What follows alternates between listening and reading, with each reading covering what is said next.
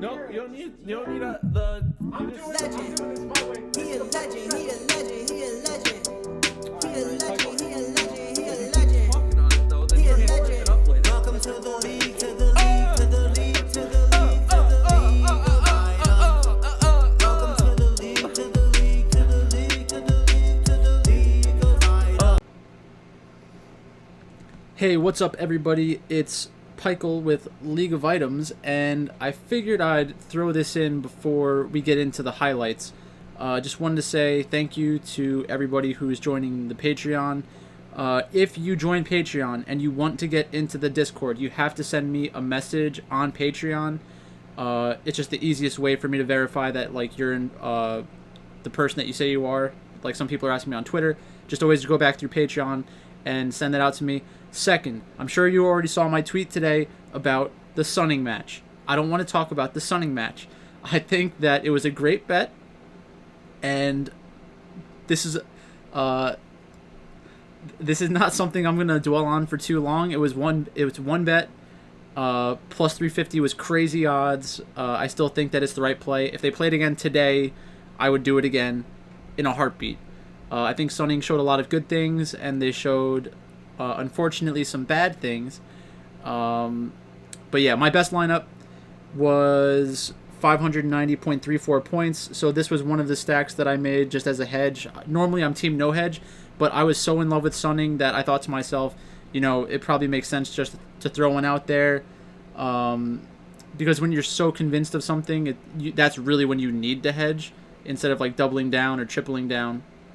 So I only had, I think, 2 or 3 RNG JDG lineups overall. I had all RNG, basically.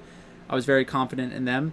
So I chopped 160 ways with everybody else. The first place was chopped 17 times, and then from 18th to 180th was all the same lineup.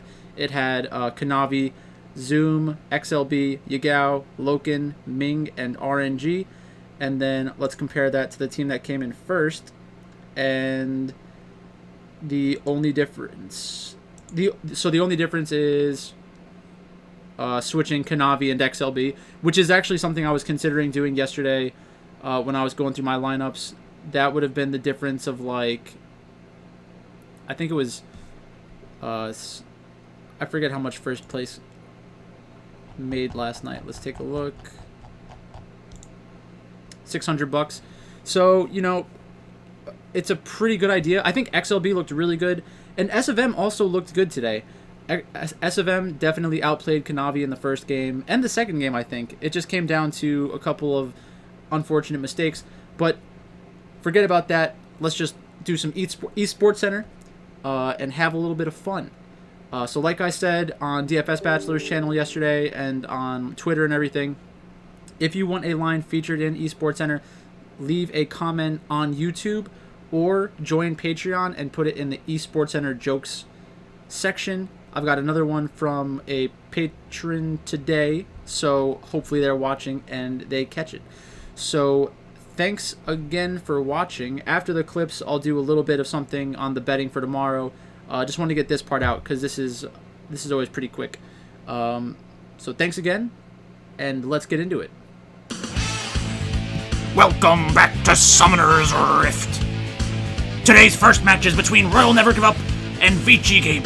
In Game 1, RNG steadily amassed a gold lead without a ton of kills, but at the 17-minute mark, iBoy and friends decides it's time to contest Dragon. He TPs to the mid lane, rooted by Aphelios, and Thresh lands a hook before Nidalee finishes him off.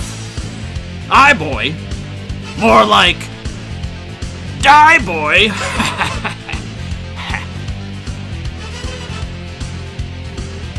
RNG pops Rift and takes mid tower, but they get greedy and go for 2 plays at once. Nidalee is on drag as her team is engaged on mid lane. Xiaohu is overextended and caught by the Nautilus. Jarvan and Wukong dive the back line. But my name is Betty has Aphelios and kites his way to victory as the cat lady finishes Dragon. At the 23-minute mark, Nidalee is chucking spears from deep in the river. iBoy eats one and is chunked. Nautilus is jealous of his wounded friend and allows Syndra to do the same to him. Thresh lands a hook onto Oh My Aching Back, and J4 hits the floor after engaging, running away, and getting hit in the back by both a spear and a hook at the same time.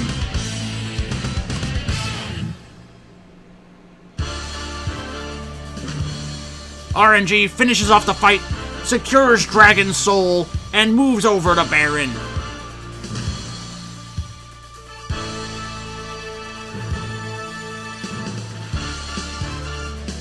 RNG resets for the final push and spots Wukong swinging through the jungle. Ming can't miss, landing a hook onto the Monkey King close to the tower, allowing XLB and My Name is Betty to follow up.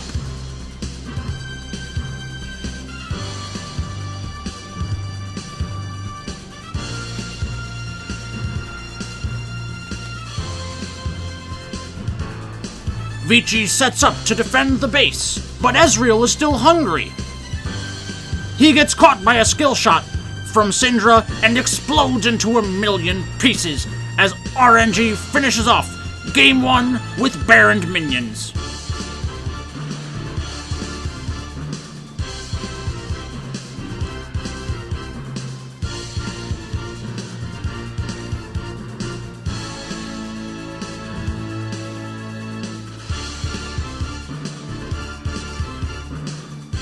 Early in Game 2, Nautilus engages onto Leona, which is a horrible mistake as she turns the fight onto MF. iBoy just keeps on dying and looked horrible the entire match. His name is Betty gets first blood. After getting 2 more kills, everyone is moving towards Rift Herald. Vici has the gold lead and the inside position on Rift, but RNG isn't giving this up without a fight. Corki has his package, meaning he's extremely dangerous in a team fight, but Leona is the engage with her Q after flashing and ults him, stun-locking him and letting the team follow up easily. How about a knock-knock joke? Knock-knock. Xiaohu's there. It's Xiaohu with the flanking double kill. RNG wins the fight and the Rift Herald. RNG is in mid-season form. New, TP's in a rebuff. Looking for an engage to end the game and spins to win on the Monkey King.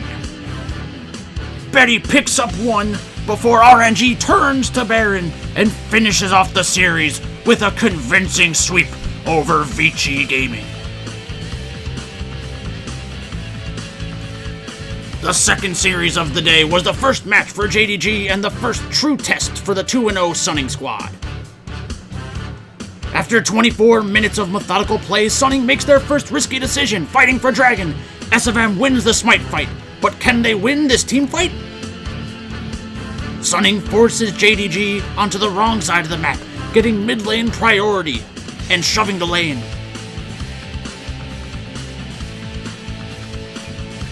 JDG knows they're in a bad spot and begins to walk through river. Wukong is monkeying around and sneaks his way into a bush behind them.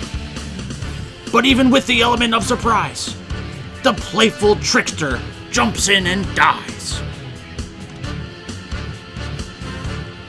Zoe takes on Graves, kills him, and Huanfeng flashes in.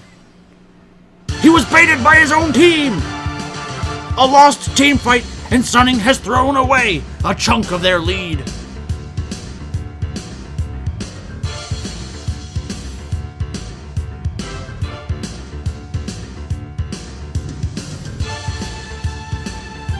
Now up 2k gold, Sunning is feeling the game slip away. Bard hits an ult on J4, and Twisted Fate ults in, sealing J4's fate. But after getting the kill, Sunning overextends.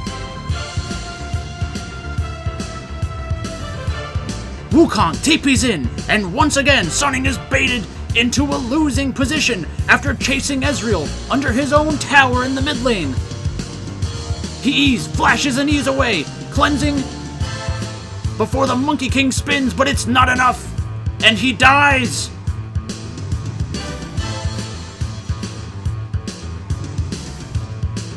As they chase Twisted Fate in the mid lane, Graves and Aphelios manage to steal the dragon. But JDG pings onto Baron, knowing without the solo laners and both TPs down, this Baron is uncontested.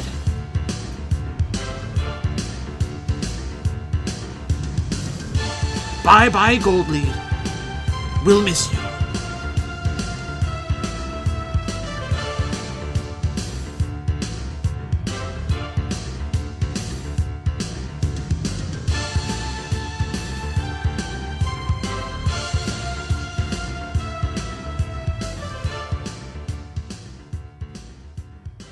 Now down 1.5k gold, Sunning is desperate, sending in TF for a risky invade. Angel and Bin both die after barely putting a dent into JDG, and they charge through mid lane, easily ending the game with Baroned up minions. Sunning got off to a great start in this game, but threw away a 5,000 gold lead with a few risky plays. Will they learn from their mistakes? Or is JDG set for a series sweep in their first match of the summer split?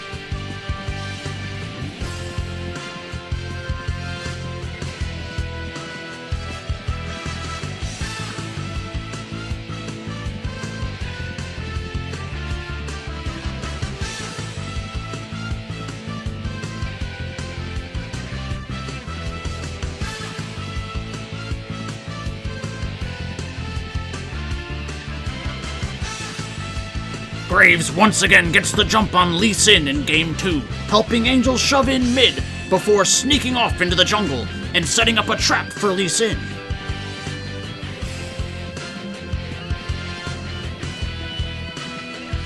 Even a blind man should have seen this one coming.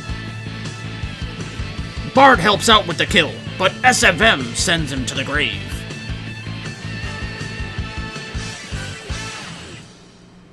In the top lane, Ornn hits 6 first, and is beginning to feel like a ram god, getting a solo kill onto Renekton. Ornn is the most broken champion in the game, except for Graves. Graves is pretty good. At the 15-minute mark, Sunning finally makes a good play in Game 2. After getting Lissandra low and taking the tower, the team collapses and wins the team fight, killing 2 members of JDG, and building a 2k gold lead for Sunning once again. But can they convert it into a win?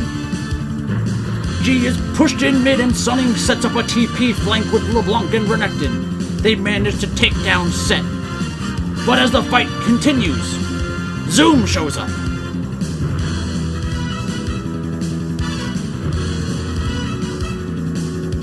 A great ultimate gives Kanavi the cover he needs to go in for Graves.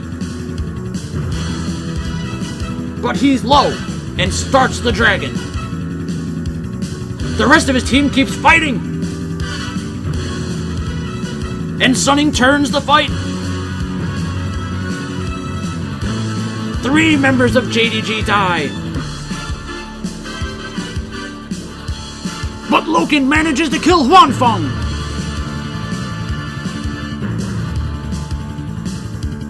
If Huanfeng doesn't die there, JDG loses.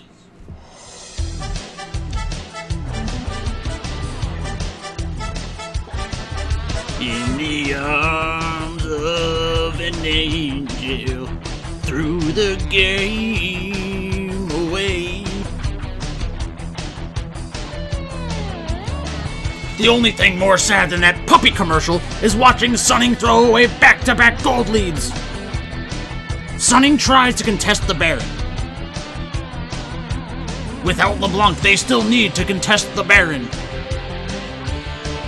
Renekton pops Dominus, slices, dices, and flashes into the enemy Baron pit. He actually kills Ezreal, but Graves smited early, wasting it, and Set secures the Baron. Even after Lee Sin left the pit to greedily go after Aphelios, JDG gets Baron. 3 members die, and Sunning look to end the game in the mid lane. They only have one minion wave to push 3 towers down. Can JDG save their base?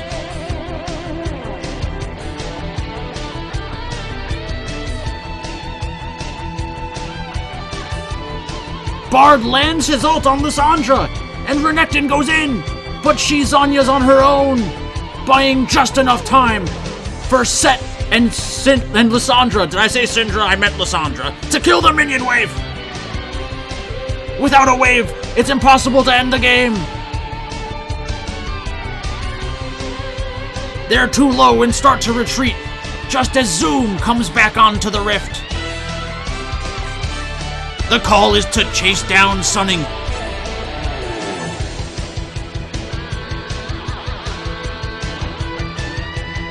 It looks like they're trapped in the jungle. Zoom's ult comes in, and they look to fight.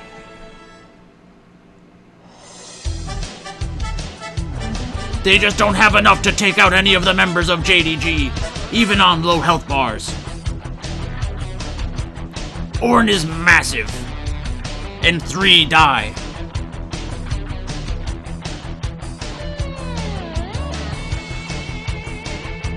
The final fight starts after JDG is able to take down Dragon Soul, but Lissandra is picked off again. She ults herself and manages to save some time, giving Lee Sin just enough time to find Aphelios with an insect. Huan Feng? More like Huan Dung? Caught out several times by Lee Sin in this game. Huan Feng needed to put his team on his back for a chance to win, but he couldn't get it done.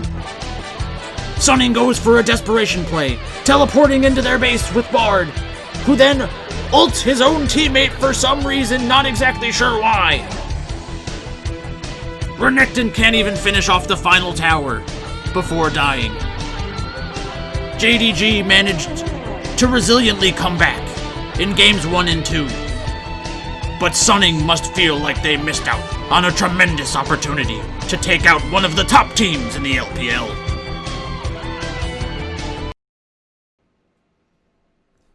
Alright, what's up everybody? Hope you enjoyed the highlights. Really sad to look at that again because I think Sunning had a great chance to end game 1 if Huan Feng didn't die. I think if he flashes one of Ezreal's abilities, he would have lived and they could have pushed that mid wave and won that game. But it just shows you how close that game was. And then in game 2, I think that if Graves didn't waste his smite when he was going into the Baron pit, he would have been able to steal Baron and they would have won that team fight, and that would have ended the game. So very close. Anybody who watched the games, I think that you are probably very frustrated as well as I am because of how close it was. But gotta leave it in the past. I would definitely make that bet again. But let's look at tomorrow's games. So tomorrow we have Dominus against E-Star. E-Star is minus 476 against Dominus at 325. I like E-Star here. Not a lot of value. I'm not going to bet on it, but I think that it's the right side, and that's basically that. Invictus Gaming against World Elite. Much more interesting matchup, so let's get into that. Let's look lane by lane. So the Shy against Morgan. I think the Shy is just a better player than Morgan. Morgan is a poor man's version of the Shy. He's trying to be a carry top laner, but he's nowhere near the top laner that the Shy is. I know some people still think like he's washed up or something, but if you watched the last season, you'll know that's not true. Ning against Beishang. Beishang, I like his champion pool a lot. I like how he plays around the mid lane. He helps set up Teacher Ma, and they seem to be a very good mid-jungle duo. So Ning has a lot to prove this split since he was replaced by Leon, essentially. Like, why did they do that? I'm not 100% sure. That kind of blew up in their face. I didn't like Leon's champion pool. I think that Ning will be able to come back and will be able to contribute to the team. They didn't look great at the Mid-Season Cup, but those were very good teams, and I think that they'll get started with a victory tonight. Rookie against Teacher Ma. So Teacher Ma plays for his teammates. He looks to help engage. He'll play Pantheon. He'll play Galio, TF, Rumble, Aurelion Sol, these kinds of champions that can make a large impact in a mid-game team fight, can go to side waves and be impactful. But against Rookie, I think Rookie is the kind of player who can definitely abuse that sort of play style. And the reason I say that is because conventional wisdom in League of Legends tells you that when you have a player who's looking to shove a wave and leave, you should probably be playing like a control mage or an assassin, basically anything else besides something that will match what he's doing. So if we see Rookie on something like a Twisted Fate, I'd be somewhat afraid because I want something that's more lane dominant and kind of punish Teacher Ma for picking a champion that's looking to go to side waves. So I would expect something like a Lucian. I think Lucian would be a great pick against Teacher Ma because he would be able to trade very well against Twisted Fate early on, be able to trade very well against Galio early on, and I think that it's also a great flex pick right now. So Lucian can go top lane, mid lane, or AD carry, depending on matchup. Might bring Braum back into the meta. I think Lucian Yumi's fine. So just something to watch out for. I think Invictus Gaming is going to utilize that pick a lot this split. Then we have the bot lane, Puff and Zhao against Southwind and Missing. I think that World Elite may have an advantage here, but it's probably just even.